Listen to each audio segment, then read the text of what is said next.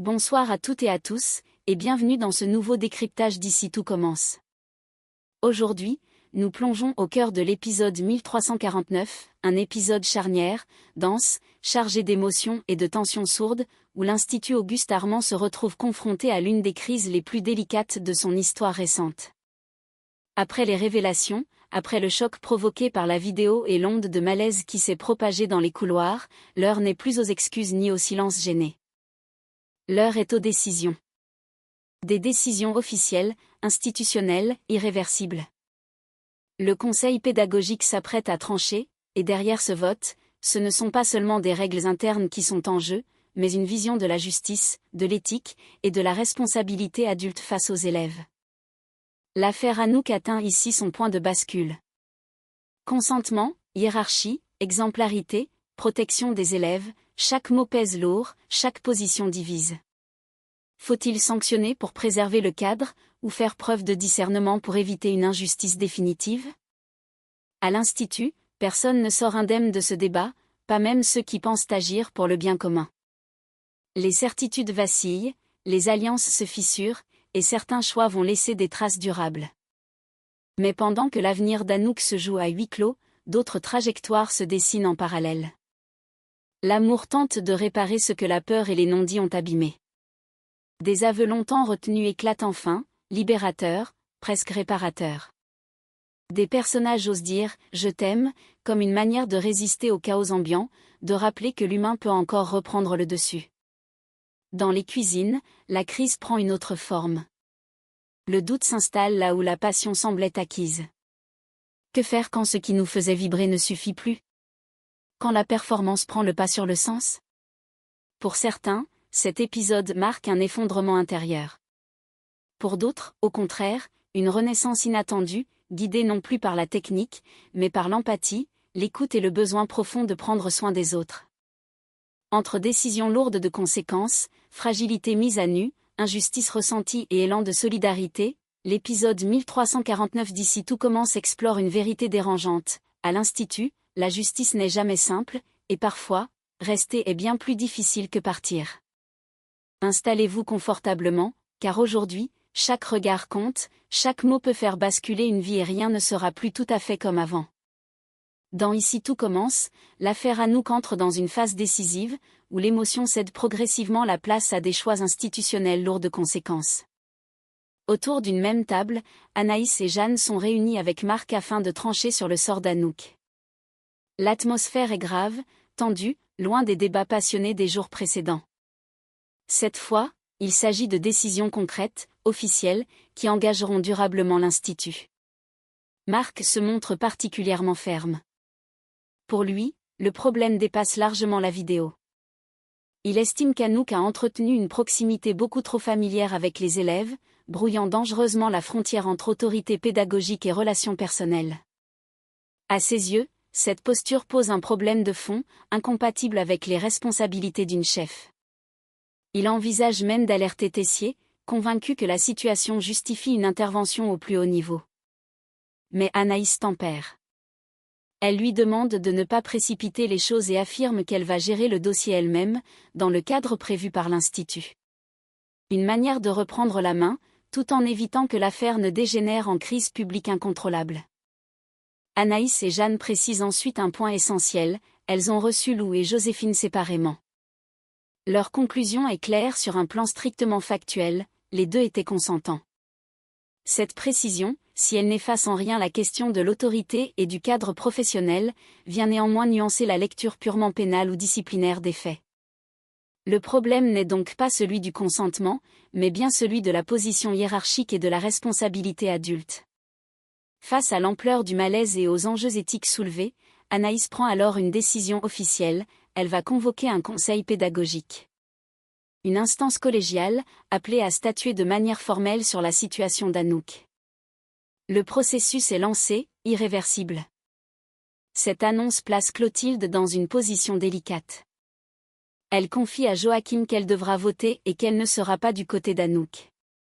Une prise de position lourde de sens, dictée autant par ses convictions professionnelles que par la nécessité de protéger Lou et de restaurer un cadre clair à l'Institut. Dans Ici tout commence, l'émotion atteint cette fois une intensité plus lumineuse, entre déclaration d'amour sincère et reconstruction après la chute. Ismaël arrive au petit matin avec un petit déjeuner au lit et un bouquet de fleurs pour Léonard. Le geste est tendre, presque solennel.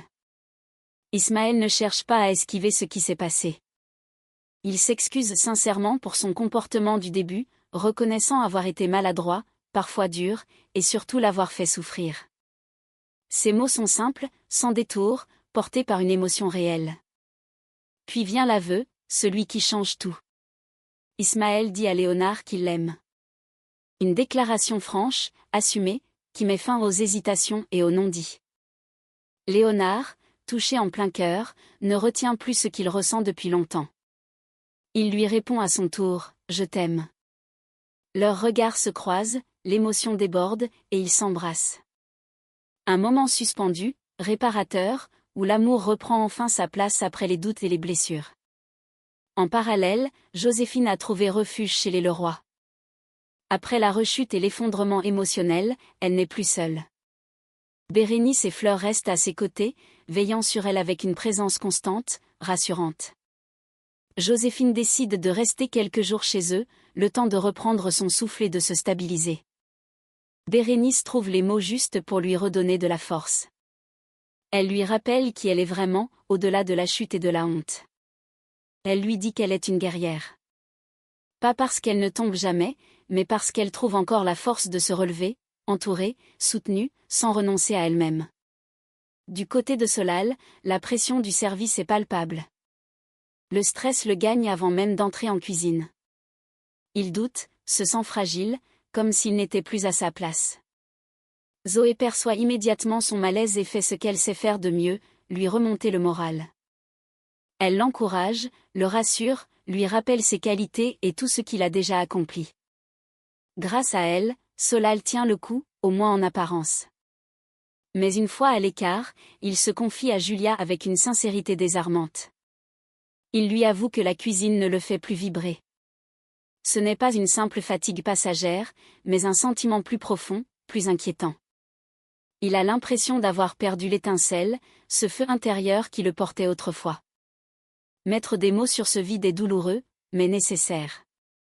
Solal se retrouve face à une question essentielle, que faire quand sa passion ne suffit plus? Pendant ce temps, Fleur tient à clarifier les choses auprès de Bérénice. Elle affirme avec fermeté qu'il n'y a rien entre elle et Lionel. Pour elle, la relation est claire et sans ambiguïté, elle le considère comme un frère. Cette mise au point vise autant à calmer les suppositions qu'à se convaincre elle-même de la nature exacte de ses sentiments, qu'elle refuse de voir autrement. Enfin, une note beaucoup plus lumineuse vient équilibrer ses doutes et ses renoncements. Léonard annonce avec un large sourire à Gaspard et Maya qu'avec Ismaël, ils se sont enfin dit « Je t'aime ». Il raconte ce moment avec une émotion encore intacte, presque euphorique. Pour lui, c'était le moment le plus kiki de sa vie, tendre, maladroit, sincère et profondément marquant. Dans Ici tout commence, les relations s'éclaircissent et certaines vocations se révèlent sous un jour nouveau, entre lucidité affective et stratégie bienveillante. Léonard fait une remarque franche à Maya. Selon lui, il n'y a clairement pas de vibe romantique entre elle et Gaspard. Il ne critique pas, il constate. À ses yeux, ils n'ont pas besoin de se forcer dans des fantaisies sentimentales qui ne leur ressemblent pas. Léonard défend une vision simple et honnête des relations, inutile de chercher à coller à une attente ou à un scénario romantique quand la connexion n'est pas là. Cette lucidité, sans jugement, permet de poser les choses calmement.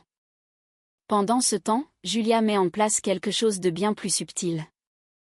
Elle fait appel à Anthony, un ami qu'elle connaît depuis le lycée. Elle explique qu'il traverse une période très difficile, il déprime profondément depuis la mort de son chien. Derrière cette invitation, Julia a une idée précise, qu'elle garde pour elle. La présence d'Anthony agit comme un déclic inattendu chez Solal. En l'écoutant, en percevant sa peine, quelque chose se réveille en lui. Lui qui doutait de sa place en cuisine retrouve soudain l'inspiration. Il a envie de faire ce qu'il sait faire de mieux quand il fonctionne à l'instinct, prendre soin par la cuisine. Il décide alors de lui préparer un plat réconfortant, pensé non pas pour impressionner, mais pour apaiser, enveloppé, consolé. À cet instant, Solal redevient pleinement cuisinier, guidé par l'émotion plutôt que par la performance. Après le repas, Julia dévoile enfin la vérité. Elle avoue à Solal qu'elle avait compris quelque chose d'essentiel chez lui, il fonctionne à l'empathie. Ce sont les émotions des autres, leur fragilité, leur humanité, qui nourrissent sa créativité. Si elle a organisé cette rencontre, ce n'était pas par hasard, mais pour lui redonner l'inspiration, lui rappeler pourquoi il aime vraiment cuisiner. Touché, Solal comprend la portée du geste. Il ne se sent ni manipulé ni trahi, bien au contraire. Il reconnaît l'intelligence émotionnelle de Julia et lui adresse une phrase lourde de sens. « Tu es une seconde incroyable. » Une reconnaissance sincère, qui dépasse le simple cadre professionnel et souligne la confiance profonde qui s'installe entre eux. Cette séquence montre avec finesse que la cuisine, à l'Institut, n'est pas seulement une affaire de technique ou de pression. Pour certains, comme Solal, elle naît avant tout de l'écoute et de la compassion. Et parfois, il suffit d'une personne attentive, comme Julia, pour rallumer une flamme qu'on croyait éteinte. Dans Ici tout commence, l'heure de vérité a sonné. Le conseil pédagogique est sur le point de se réunir, et chaque personnage se retrouve face aux conséquences de ses choix, qu'ils soient graves ou apparemment anodins. Juste avant d'entrer, Anouk croise Lou. L'atmosphère est lourde, chargée d'une tension presque irréelle. Lou prend la parole le premier. Il lui dit qu'il assume pleinement ce qu'ils ont fait. Pour lui, il n'est pas question de se défausser ou de se cacher derrière des circonstances. Il affirme avec force qu'ils sont dans le même bateau, liés par une responsabilité commune et par les conséquences qui en découlent. Anouk, profondément affectée, lui confie alors une réalité brutale, elle est à deux doigts de se faire virer. La menace n'est plus abstraite, elle est immédiate, concrète. Pourtant, malgré la peur et l'angoisse, Anouk ne cherche pas à esquiver. Elle affirme qu'elle est prête à assumer ses conneries, consciente d'avoir franchi des limites et décidée à en payer le prix, quel qu'il soit. Ce moment marque chez elle une forme de lucidité tardive, mais sincère. Pendant ce temps, dans un registre plus léger en apparence, mais révélateur des rapports de force à l'Institut, Gaspard et Maya font tomber un pot en verre rempli de lentilles vertes. L'incident se produit sous les yeux de Stanislas. Pris sur le fait, Gaspard refuse d'assumer sa part de responsabilité et accuse immédiatement Maya. Cette dernière tente de relativiser, soulignant que ce n'est pas du caviar, mais simplement des lentilles, cherchant à désamorcer la situation avec humour. Mais Stanislas ne rit pas. Sans chercher plus loin, il décide de punir Maya, la condamnant à une corvée de rangement jusqu'à la fin de la semaine. Une sanction qui tombe sèchement et qui met en lumière une injustice flagrante, celle qui assume le moins s'en sort, tandis que celle qui tente d'expliquer se retrouve pénalisée. Une situation qui fait écho, à petite échelle, aux tensions plus graves qui traversent l'Institut. Enfin, conscient de ce qui se joue dans les prochaines minutes, Lou tente un dernier geste. Il va voir Clotilde et essaie de la convaincre de ne pas voter contre Anouk lors du conseil pédagogique. Son plaidoyer est empreint d'urgence et de loyauté. Il ne cherche pas à nier les faits, mais à éviter une sanction qu'il juge irréversible et destructrice. Pour lui, condamner Anouk, c'est aussi entériner une chute dont personne ne sortira indemne. Dans Ici tout commence, l'heure des décisions irréversibles approche, tandis que certains personnages retrouvent enfin ce qui les faisait vibrer. Face à Clotilde, Lou prend la parole avec une sincérité désarmante. Il affirme qu'Anouk est une prof géniale, qu'elle lui a énormément appris, bien au-delà de la technique. Pour lui, elle n'est pas seulement une chef exigeante, mais une formatrice qui transmet, qui pousse à se dépasser, qui marque durablement ses élèves. Ce plaidoyer n'est pas une excuse, mais une reconnaissance profonde de ce qu'Anouk a apporté. C'est alors que Marc débarque et lâche une information qui fait l'effet d'un coup de massue, Joséphine a rechuté. Cette annonce bouleverse immédiatement l'équilibre fragile de la discussion. Le regard de Lou se charge de culpabilité et d'angoisse. La situation prend une dimension encore plus grave, dépassant le cadre disciplinaire pour toucher à l'humain, au fragile, à l'irréparable. Sous le choc, Lou se tourne de nouveau vers Clotilde. La voix tremblante, il la supplie, « S'il te plaît, Anouk ne mérite pas ça. Il ne cherche plus à convaincre par des arguments rationnels, mais par l'émotion brute, conscient que chaque minute compte. Pour lui, sanctionner Anouk maintenant, dans ce contexte précis, serait une injustice supplémentaire, lourde de conséquences pour tous. Clotilde, profondément tiraillée, n'ajoute rien. Elle entre dans le bureau pour procéder au vote du conseil pédagogique. Le silence qui accompagne ce geste est assourdissant. À cet instant précis, tout peut basculer. Son choix pèsera autant sur l'avenir d'Anouk que sur celui de Lou, et peut-être même sur l'équilibre de l'Institut tout entier. Pendant ce temps, dans un tout autre registre, une renaissance se joue pour Solal. Il va voir Olivia pour lui présenter son nouveau concept culinaire. Il ne s'agit plus seulement de recettes ou de prouesses techniques.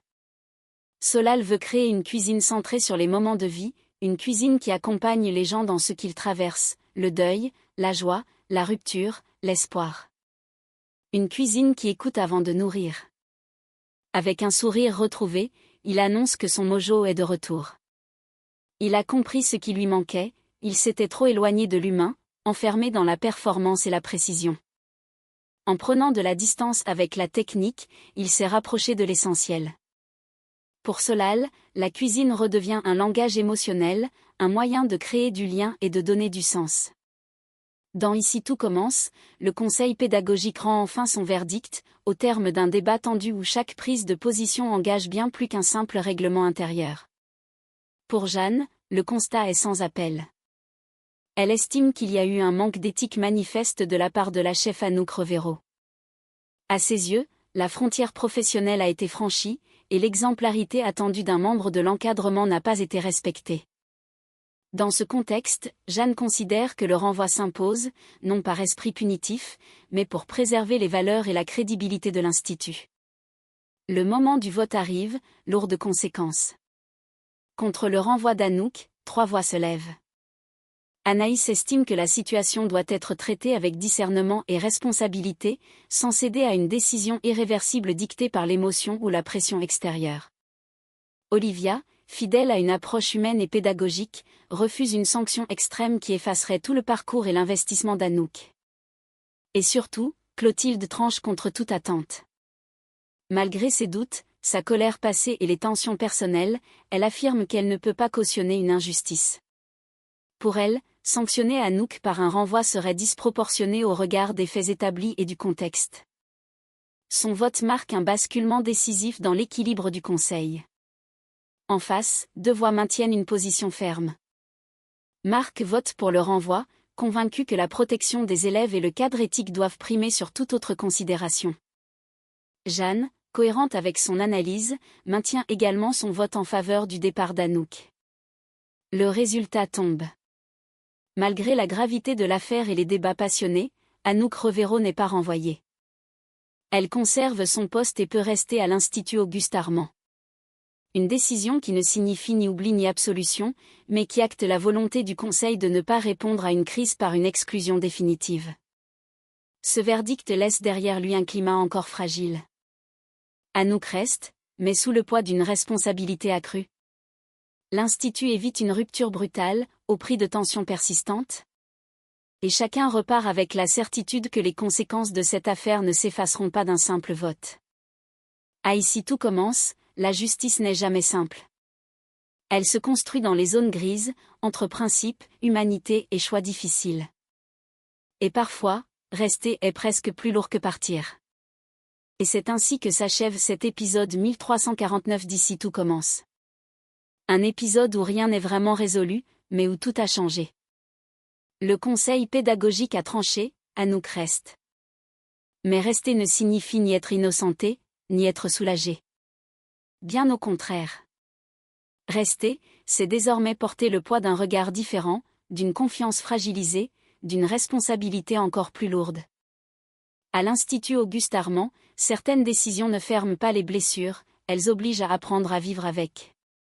Pour Lou, cette journée laisse une trace profonde. Celle d'un choix assumé, d'une loyauté affirmée, mais aussi d'une culpabilité qui ne disparaît pas d'un simple vote. Grandir, ici, ne passe pas seulement par la cuisine ou la réussite. Cela passe par l'acceptation des conséquences, même quand elles font mal. Autour d'eux, d'autres trajectoires se dessinent. L'amour, parfois, parvient à réparer ce que le silence avait détruit. Des mots longtemps retenus trouvent enfin leur place, offrant un souffle nouveau là où tout semblait figé. À l'inverse, certaines vocations vacillent, se cherchent, doutent. Et c'est dans ces moments de fragilité que l'essentiel refait surface. Cuisiner, aimer, transmettre, ce n'est pas performeur, c'est ressentir.